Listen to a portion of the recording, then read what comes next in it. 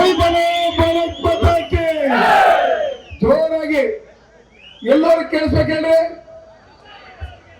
ಜೈ ಬಲೋ ಭಾರತ್ ಮಾತಾಕ್ಕೆ ನರೇಂದ್ರ ಮೋದಿಜಿ ಅವ್ರಿಗೆ, ವಿಜೇಂದ್ರ ಅಣ್ಣವ್ರಿಗೆ.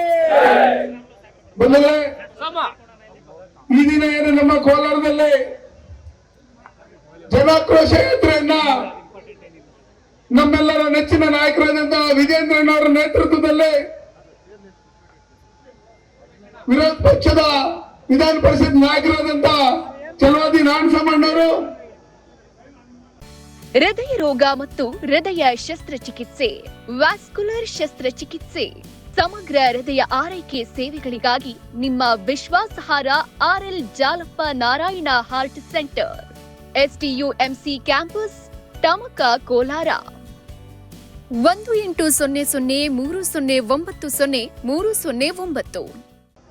ನಮ್ಮ ಶ್ರೀರಾಮುಲಣ್ಣವರು, ಹರೀಶ್ ಪೂಂಜಾ ಅವರು, ನಮ್ಮ ಜಿಲ್ಲಾಧ್ಯಕ್ಷರಾದಂತ ಓಂಶಕ್ತಿ ಚಲ್ಪತಿರವರು, ರವಿಕುಮಾರ್ ಅಣ್ಣವರು, ಮಾಜಿ ಶಾಸಕರಾದಂತ ಸಂಪಂಗಿ ಅಣ್ಣವರು, ವೆಂಕಟಣ್ಣವರು, ನಮ್ಮ ನಾರಾಯಣಸ್ವಾಮಣ್ಣವರು, ನಮ್ಮ ಮುನ್ರಾಜ್ ಅಣ್ಣವರು, ಶ್ರೀಕಲ್ ರಾಮಚಂದ್ರೇಗೌಡರು, ನಮ್ಮ ತಮ್ಮೇಶ್ ಗೌಡರು, ಡಾಕ್ಟರ್ ವೇಣುಗೋಪಾಲ್ ರವರು, ನಮ್ಮ ವೇದಿಕೆ ಮೇಲೆ ಇರ್ತಕ್ಕಂಥ ಎಲ್ಲ ಗಣ್ಯರು, ನೀವೆಲ್ಲ ಬಂದಿರ್ತಕ್ಕಂಥ ಸಾವಿರಾರು ಸಂಖ್ಯೆಯಲ್ಲಿ ವಿಜೇಂದ್ರನ ನೀವು ಮುಂದಗ್ರೆ ನಾವು ನಿಮ್ ಜೊತೆಲಿ ನಾವ್ ಇದ್ದೀರಿ ಅಂತ ಹೇಳಿ ನೀವೇನು ಬಂದಿದ್ದೀರಿ.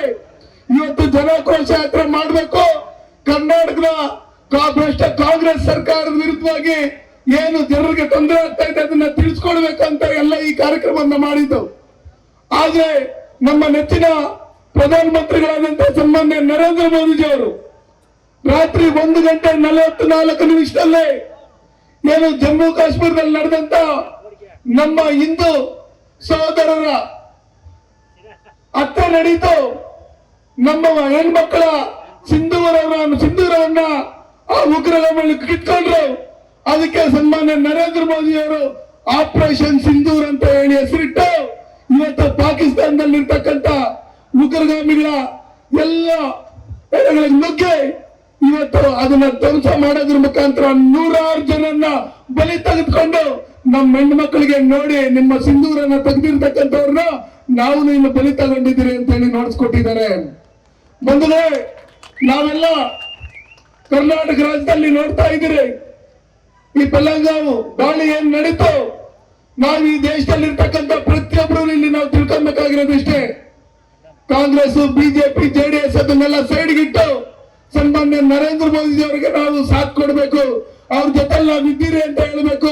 ನಮ್ಮ ಸೈನಿಕರ ಜೊತೆ ನಾವು ಇದ್ದೀರಿ ಅಂತ ಹೇಳ್ಬೇಕು. ಸೈನಿಕರಿಗೆ ಒಳ್ಳೇದಾಗ್ಲಿ, ವಿಜಯಮಾಲೆ ಸಿಕ್ಲಿ, ನಮ್ಮ ಭಾರತಕ್ಕೆ ಒಳ್ಳೇದಾಗ್ಲಿ. ನಾವು ಇನ್ನೇನು ಕ್ಲಾಕ್ ಟವರ್ ಅಲ್ಲಿ 74 ವರ್ಷಗಳ ನಂತರ ಭಾರತ ಧ್ವಜವನ್ನ ಆರಿಸಿದ್ರೆ ಅದೇ ರೀತಿಯಲ್ಲಿ ಲಾಹೋರಲ್ಲಿ ಹೋಗಿ ನಮ್ಮ ಭಾರತ ಧ್ವಜವನ್ನ ಆರಿಸಬೇಕು. ಆ ಮಟ್ಟಕ್ಕೆ ನಾವು ಧೈರ್ಯ ತುಂಬುವಂತ ಕೆಲಸಗಳನ್ನ ನಾವು ಮಾಡಬೇಕು. ಬಂಧುಗಳೇ, ಎಷ್ಟೋ ಜನ ಇಲ್ಲಿರ್ತಕ್ಕಂಥವ್ರು ಪಾಕಿಸ್ತಾನಿ ಏಜೆಂಟ್ಗಳ ತರ ನಡ್ಕೊಂತ ಇದ್ದಾರೆ.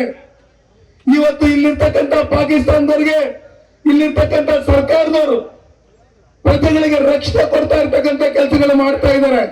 ಎಷ್ಟೋ ಜನ ಕಾಂಗ್ರೆಸ್ ಅಲ್ಲಿ ಇರ್ತಕ್ಕಂಥವ್ರು ಕೆಲವರು ಹೇಳ್ತಾರೆ ನನ್ನ ತಗೊಂಡೆ ಬಾಂಬ್ಗಳು ಕಟ್ಬಿಟ್ಟು ಅಲ್ಲಿ ಬಿಸಾಕ್ರಿ ಅಂತ ಹೇಳಿ.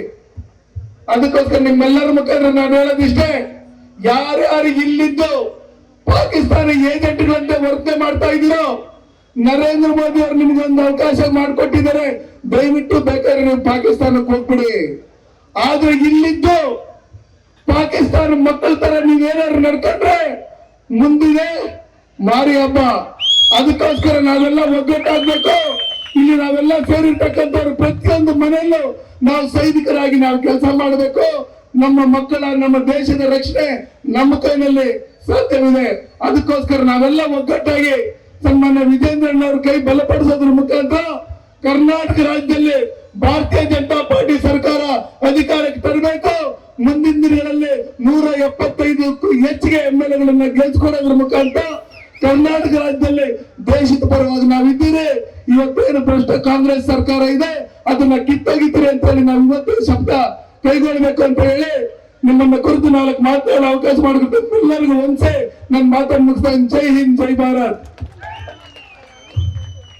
ಸೈನಿಕರಿಗೆ ಹಾಗೂ